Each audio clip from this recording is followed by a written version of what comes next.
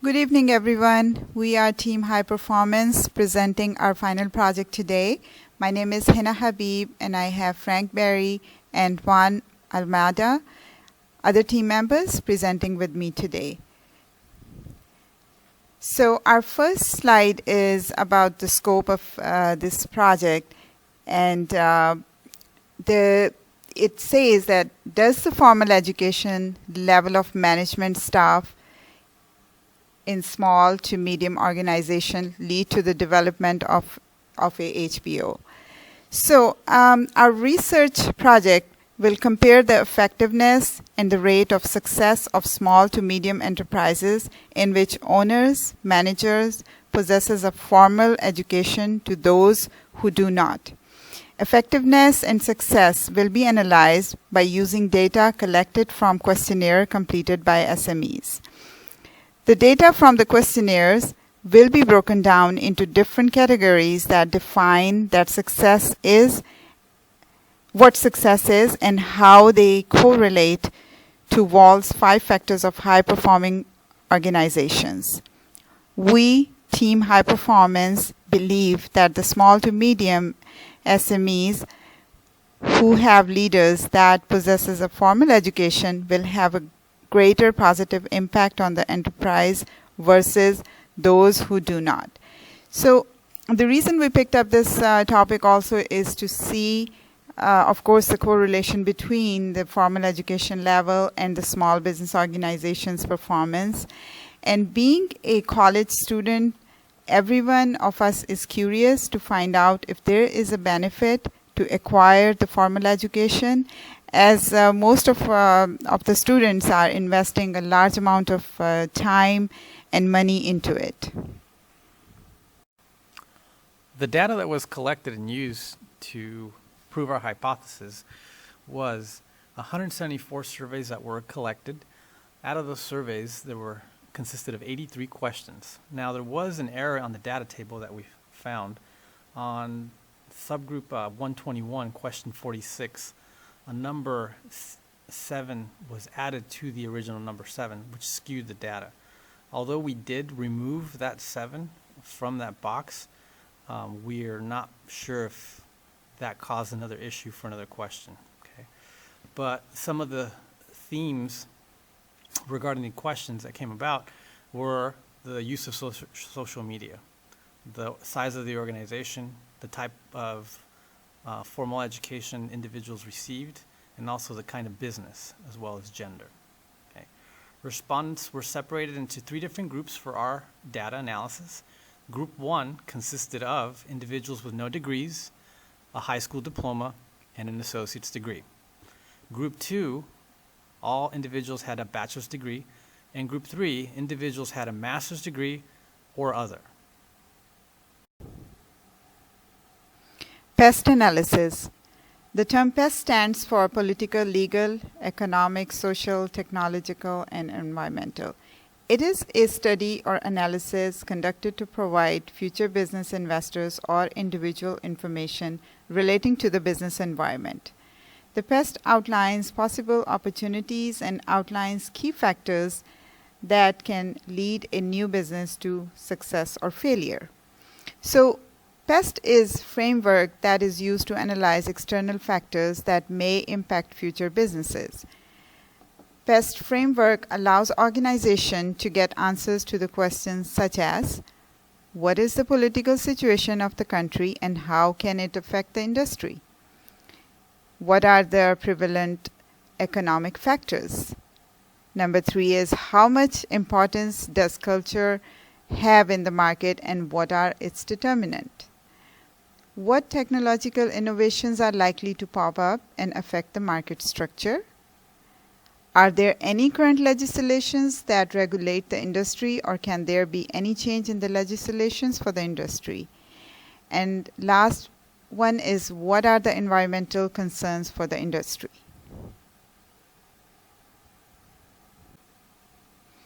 Let's discuss political legal factor. Possessing a grasp on legal issues relating to business. Example is labor laws, local ordinances, upcoming political changes. There's elections, political affiliations, and then redistricting and tax implications. All these are factors which can affect any of the small or large businesses. It is imperative that all small businesses leader have some type of formal education, as lack of the formal education may result into legal missteps. Some of the most common legal issues facing by SMEs are disgruntled employees.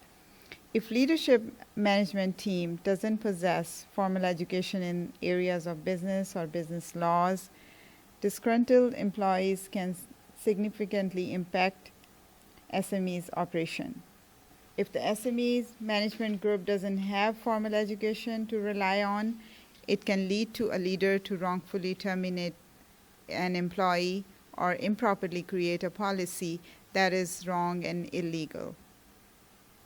Formal education also helps in handling discrimination and harassment cases. So this tells us that this factor is important, and the formal education is required because that does affect our businesses. In the environment section of the PEST, we look at the different impacts that decisions of the environment or what factors in the environment affect the possibility of the business success. Everything is looked into, such as climate, weather, geographical location, global changes in climate, and any type of environmental offset. Now, leaders need to be able to make environmentally sound practices and decisions. Do individuals with a formal education possess the ability to make more sound decisions versus those that do not have a formal education? Political affiliations can also lead to making sound environmental decisions.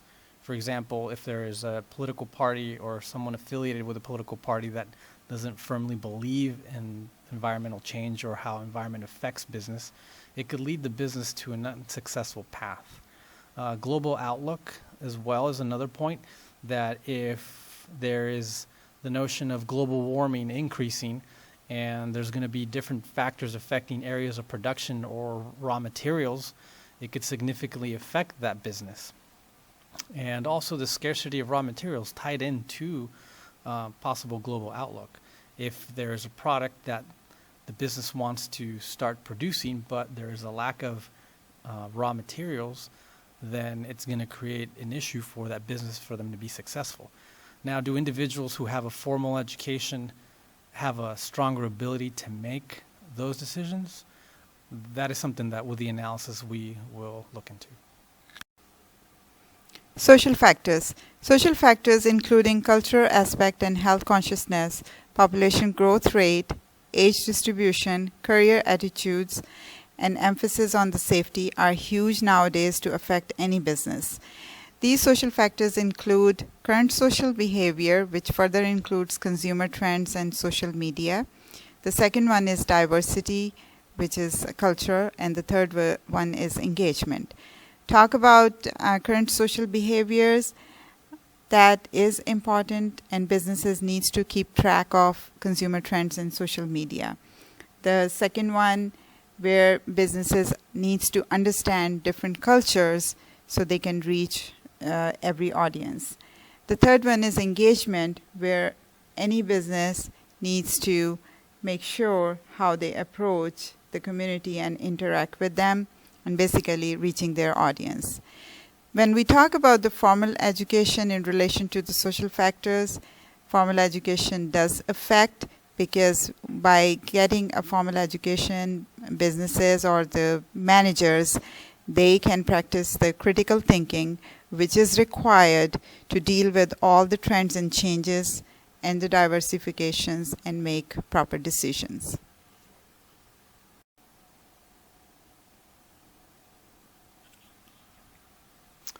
The next portion is the technology area. As a business, leader needs to ascertain what type of expectations do consumers have for them to be successful. One example would be most businesses now, when you walk into them, have free Wi-Fi. or an application with mobile support to get more of a footprint out there in recognition. Also, what type of tools does the company have in the internet? What kind of online experience does a consumer have?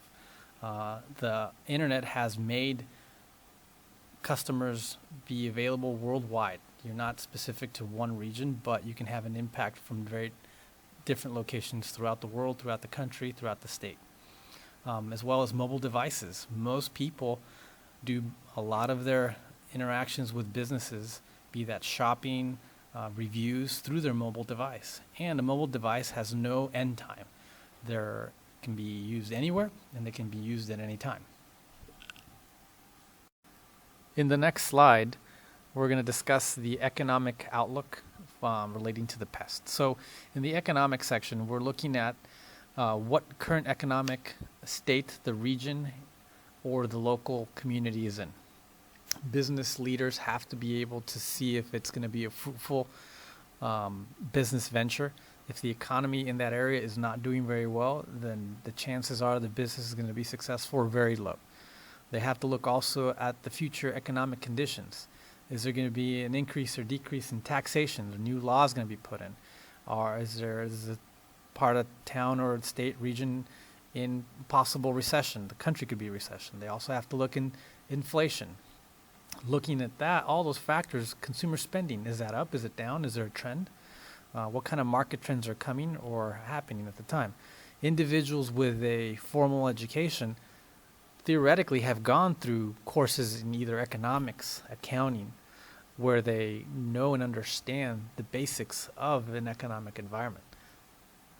This slide finalizes the pest analysis, and now we're moving on to the HPO factors section. Now, the HPO factors are high-performing factors that we use throughout the semester. We use these factors to analyze if the data collected has an impact to prove our hypothesis, which is, does a formal education make, on the leadership team, make a SME more successful? Now, the first HPO factor, management quality, we're looking into the leadership style and the ability of those who have a formal education versus those who don't. HPO factor 2, openness and action orientation. We are analyzing the impact of an executive team who has a high degree, be that of a bachelor's and or a master's. And also to demonstrate if the company goals and processes differ from executives who have high degrees or without degrees. HPO factor 3, we're looking at long-term orientation to see if those individuals with a higher formal education tend to stay longer at their companies or not. HPO factor 4, continuous improvement and renewal. Again, we're looking to see if managers with a formal education, are they continuously improving? Are they trying to find new and efficient ways to do processes, be innovative? And finally, HPO factor 5, which is employee quality. Now we're looking at, do individuals who have a formal education, is turnover at that company greater or lower? And also, does the skills and experience level differ significantly if they have a formal education? Moving on to the next slide, we're going to be looking at the HPO results of the data that we collected and then correlated with the HPO factors. Something to keep in mind, the threshold to make an organization be considered high performing is 5.90. First one is HPO1, management quality. Here we see that group 3 was the highest scoring group. Group 3 consists of any individual who has a master's degree or other. The lowest scoring group was group 1. Group 1 consists of individuals with no education, formal education, a high school diploma, and an associate's degree. All groups in HPO 1 did score above the HPO threshold of 5.9. Moving on to the next slide, we're looking at the results for HPO 2, openness and action orientation. In this group, we see the highest scoring group being group 3, the lowest scoring group being group 1, and there are no groups that are considered high performing in this HPO. Again, group 3 is considered individuals that have a master's degree or other, And the individuals in group 1 either do not have a formal education, have a high school diploma, and or an associate's degree. Something to keep in mind is the point difference. If you look at the graph between HBO group 1, group 2, group 3, is not that significant. The respondents weren't too significant, so it's a very, very small point difference. On to the next slide, which is HPO3, long-term orientation. Now, group 3 is the group that we had a data malfunction. We did correct that data. However, there's still an opportunity to possibly get the information incorrect. But in this HPO, the highest scoring group was group 2, which is a group consisting of anyone with a bachelor's degree. Again, the lowest scoring group was group 3. And all groups 1, 2, and 3 did score above the 5.9 HPO threshold for this HPO. So moving on to HPO factor 4, it becomes clear to us that our subgroup 3 is the highest scoring group once again. This, of course, is our higher education group. The lowest scoring group, once again, is group 1, which is our lowest level of education. It's important to take into consideration that no group here would be considered high performing, but our group 3 is very close. What this would indicate to us is that individuals that have gone through education are striving more for that continuous improvement and renewal, as opposed to people with a lower formal level of education may not know about this or have not learned about this and are happy being complacent. Moving on to HPO factor 5, once again group 3 was the highest scoring group. Surprisingly, the lowest scoring group was group 2, which is our bachelor's level degree. Group 1, being the lowest formal education, just misses out on being classed as a high performance organization. Also, it's important to note that there isn't really a significant difference between the results here. On another note, it's important to notice that our subgroup 3, which is our master's degree and other, scored the highest on 4 out of 5 HPO factors. After analysing the 5 HPO factors, we wanted to look at the effects education has on social media. We looked at the social customer relations management. We looked at the 3 different types of these. The first being information generation, which is how organizations use social media to generate information. We then looked at information dissemination, which is how companies, after they've generated that information, distribute it. We then wanted to look at the responsiveness of companies from social media. We correlated each CRM type to the level of formal education of survey respondents. As you can see, no educational groups would be considered high performing. Overall though, the highest scoring group is group 2, which would indicate that simply having a bachelor's degree is enough to get better results. It would also imply that there isn't much of a difference between having a bachelor's degree and a master's degree in terms of development from social media. We created action items for improvement. So for information generation, we believe that companies should learn more about social media to effectively develop a social media plan. For information dissemination, companies should hire social media experts in order to produce social media information. And then for responsiveness, companies should track social media impact on business and develop a plan on how to better manage social media. For the next part of our project, we wanted to analyze the triple bottom line. The triple bottom line is essentially an accounting framework coined by John Elkington in 1994, which refers to 3 different segments: people, planet, and profit. According to the HPO framework, in order to be considered an HPO, one must hit financial and non-financial success. This is really where the triple bottom line ties in. The first aspect of the triple bottom line that we wanted to look at was the people aspect. The people aspect is essentially a company's duty towards its employees and the local community, and to ensure that they are looking after these people. As we can clearly see, Group 3 and Group 2 would be considered high performing here. Group 3, our highest level of education group, scoring the highest, and Group 1, our lowest level of education, scoring the lowest. This is something we would expect. This once again shows a correlation between having a higher level of formal education and achieving better scores. The next part of the triple bottom line that we looked at was profit.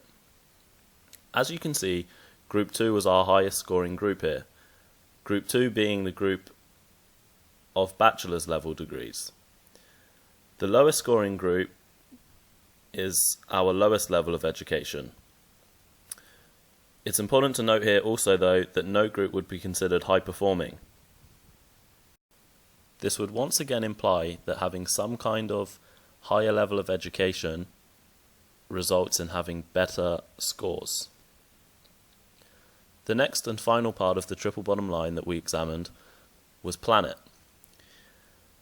The highest scoring group here was Group 2, once again, indicating that there doesn't seem to be that much of a difference between having a bachelor's degree and a master's degree. Once again, no group here would be considered high performing. So, after analysing all of this data, we found that the highest scoring group overall for the triple bottom line was Group 2, the highest scoring group for our HBO factors was Group 3, and the highest scoring group for our social CRM was Group 2 once again. So what this suggests to us, based on the results that we found, is that formal education does play a role in the success of an SME. We believe that this is because managers that are formally educated make better decisions that are more innovative and forward-thinking. They tend to make less risky decisions. This is potentially because of the education they've received and what they've learned through college. We would now be happy to answer any questions that you might have. Thank you.